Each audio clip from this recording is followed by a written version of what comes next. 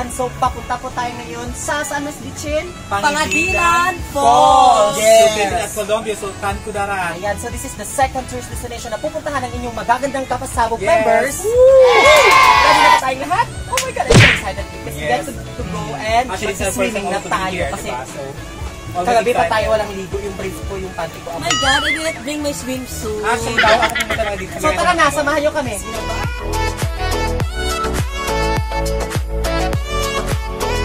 So ayan mga kapasawak, dito na talaga tayo. Halika kayo, halika kayo. So, oh my God, careful. Excited na talaga ako maligo. So susundan natin sila.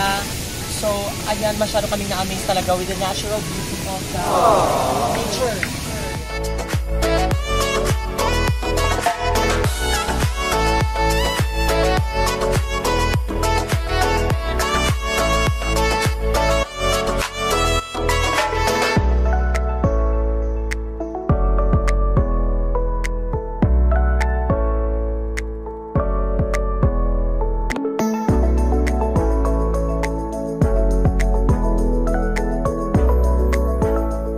Ayan, so mga kapasabog, at dito na tayo ngayon. Meron akong nakikita parang prospect natin na ganda-ganda. So, dito tayo sa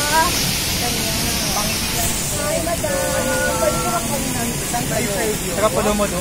Pwede ba interview sa aming YouTube channel? Kanina. So, Hello, sir. welcome to our vlog, Kapasabog Vlog. Naka-vlog tayo. Yes po. Ano po pangalan natin, ma'am? Earpa. Wow! Yes, maganda. So, dapat ganyan talaga, The phenomenon Earpa. Wow. Pag-asan po, madam. Nakapag-vlog.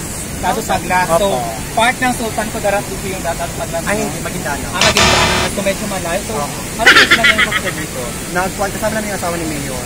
Wow! Wow! Wow! Mayaman! Friend! Friend kami kasi mayaman. So, may power. Yeah. So, madam, it's your first time to be here po? Actually, it's my third time. So, can you promote this for those people na hindi ko nakapunta dito? Pangadilan is one of the best spot in Sultan Kudarat, here in Colombia. So, yung mga stones, napakaganda ng, kumbaga, yung rock formation. Tapos malamig yung tubig, very refreshing.